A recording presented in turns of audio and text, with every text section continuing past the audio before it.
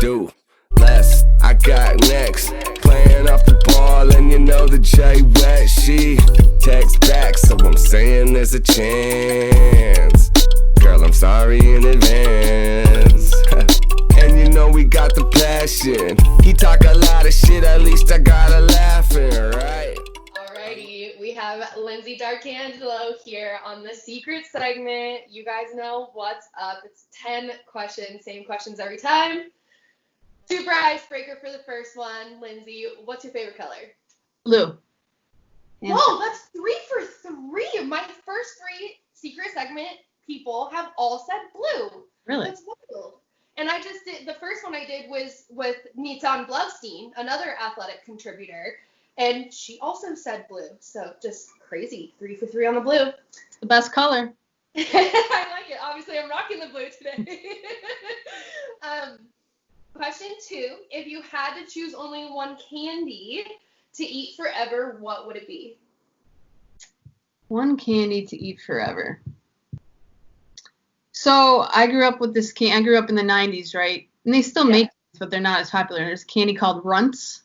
Yes. And it's just like, they looks like little shapes of fruit, but it's like all different. It's like just sugar that comes in different shapes of fruit. Oh my gosh, Runts are so underrated. I'm addicted to Runts. I can't buy like a whole, like they sell them in those boxes now. I can't buy it because I'll eat the whole thing. Here at our movie theater, they sell them in like the big, thick movie theater box. Yeah, so underrated. That's a good one. Good one. I like it. It's funny because Runts are kind of like Starburst in the way that like people like pick and choose which ones they like. You know what I mean? They only like certain colors or certain shapes. Number 3. What were you gonna say? I said the bananas are my favorite. The little banana. They're your favorite. Banana That's flavor. Funny.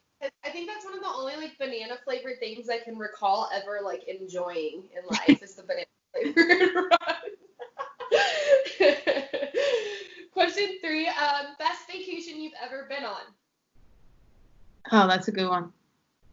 As an adult with a family, I have an 8-year-old daughter. We went to Yellowstone last year. Cool. For 2 weeks, and it was incredible. It's not like I'm usually a beach vacation type of person, but this is something my wife really wanted to do. So we decided to go last summer, and it was so incredible. It was amazing. That's so cool. I had a cousin I don't remember how old I was. I must have been like maybe 12 or younger. And my cousin was like 22 at the time, and she actually worked in Yellowstone over the summer, and she loved it. She said she would go back and do it again every single summer if she could. Yeah, it's just an amazing place. It's you're in a different part of the world almost, even though you're in the country. It's just I can't even, aptly describe it. It's just something you have to experience. Right, definitely. Very hard to articulate. I totally understand what you're saying. Back kind of to the food realm for question number 4. Name one food that you absolutely will not eat under any circumstance. Green olives. I totally agree with that. I'm like a 0 olive. No, like I can stand black olives sometimes, but green olives are like my stopping point. Yeah, I can't stand any olive, but green olives especially. Like even if we get pizza and my wife wants green olives on it, I won't eat the piece that's touching her piece with the olives because I'm like, just taste it. It's gross. I love it. I love those childish food tendencies like that. Like I will not do that.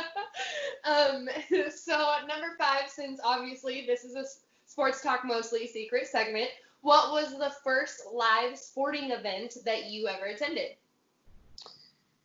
As a kid, probably I live in Buffalo, so either a Sabres game. I want to say a Sabres game. Even though I used to go to Bills games with my dad all the time too, but I want to say it was probably a Sabres game. Cool. That's awesome. I love why hockey's more kid friendly, I don't know, than football, I guess. But my dad didn't take us till we were a little older. And I could remember seeing the Sabres when I was like 6, 7, 8 years old. That's so fun. Yeah. Hockey's so sense. And I feel like it's one of those things that like it's like acceptable for the kids to see like the violence in hockey, right? it's part of I think it's more of the people in the stands, because when you go to Bills games, it's any football game, Right. fans get aggressive, and True. it's, you don't see that so much in hockey, especially in the upper levels. Right. So. That makes sense. 6 is a little random, little off the wall. If you had to choose one actor or actress to play you in a film about you, who would it be? This is hard because I'm like a huge tomboy, right? So it's like, Right. what actress could, kind of pull that off a little bit? Jeez. I might have to think about this one a little bit. We can come back to it. We had to do that in my last secret segment. We had to come back to a question. Yeah, that's a toughie because, I mean, Kristen Stewart, I've seen her in some, do some tomboyish roles, so I could see that maybe. Very versatile. Yeah. Maybe. As far as features wise, she would make a good you too. You guys have at least like similar facial features enough for her to like pass off in a movie. Well, Kristen Stewart. Yeah. Yeah. Okay. We'll go with Kristen Stewart. What is one thing you've learned in the past week, and it could be big or small? One thing I've learned in the past week.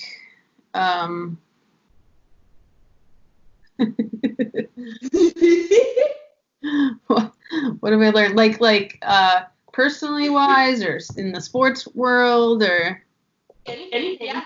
It comes to mind. Did you learn a statistic? Did you learn a fact about somebody? Did you learn a rule that you didn't know was ruled?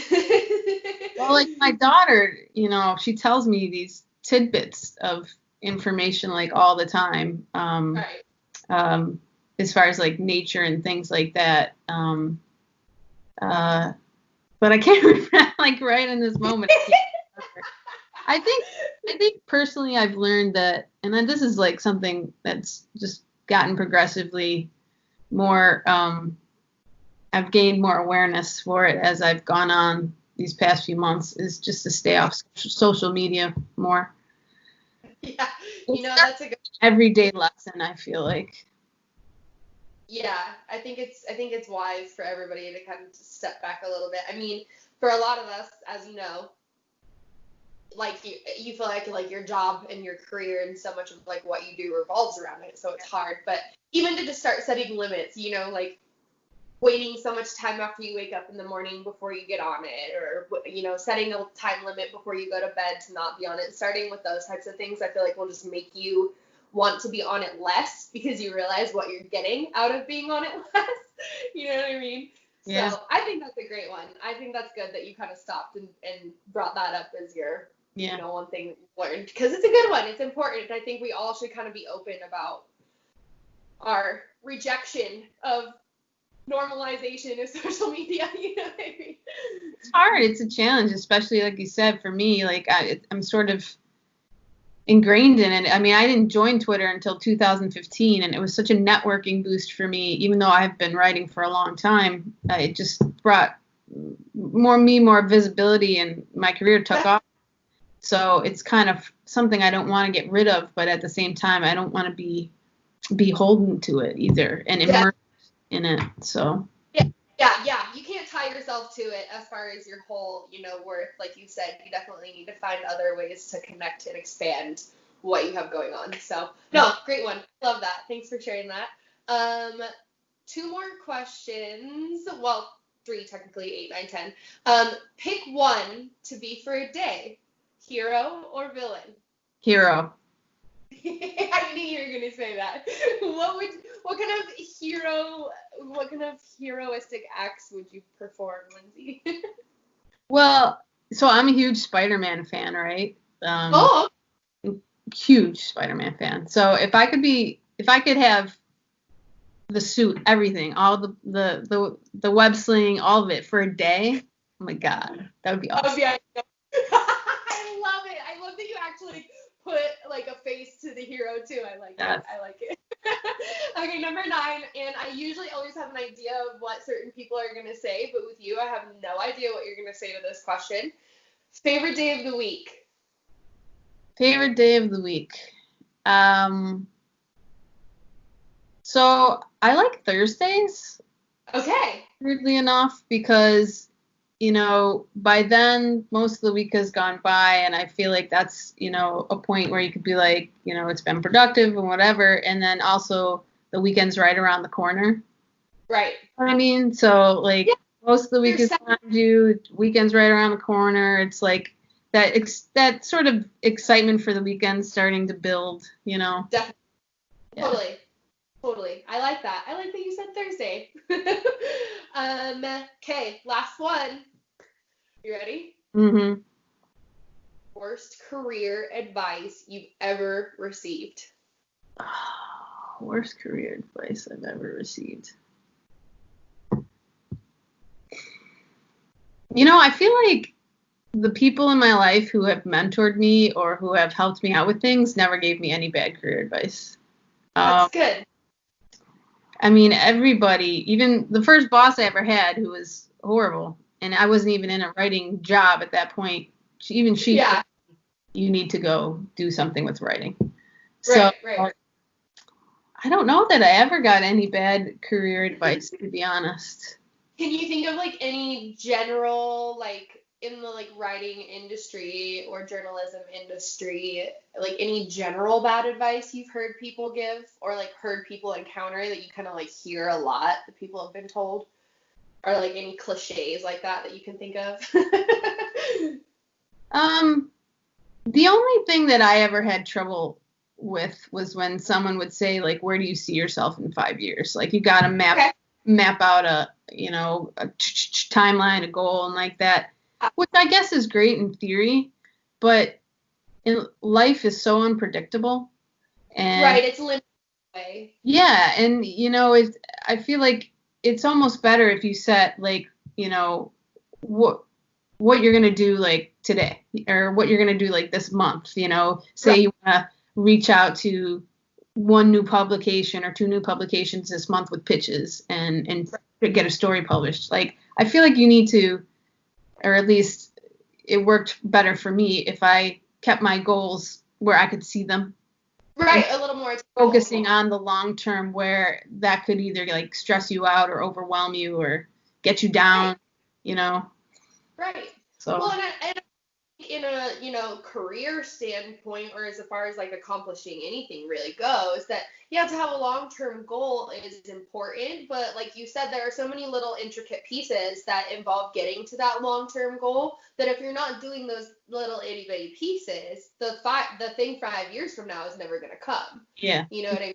If you want to, for example, release a book 5 years from now, you, like you said, you kind of have to start those itty-bitty steps towards getting to that big goal, which, like you said, will create a little bit more of a tangible perspective for the short term that will eventually get you there. Short-term goals, in my opinion, are better than focusing on the long-term goals. I agree with that 100%. Yeah. Cool. Well, that wraps up our secret segment. So thanks for your time on that. And obviously, everyone who's listening, make sure you go to the actual episode 11 and listen to the interview with Lyndsey. Don't want to miss that one, so please check it out. We'll see you there.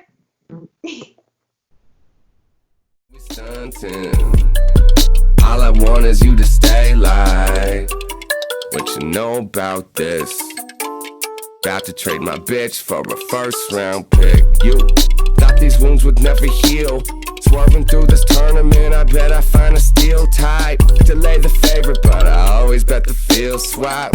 Blood cousins for a grammar, buddy heel. Promise it's nothing, but I'm swearing this is real. You switch teams, but the league just might appeal. Stats nice.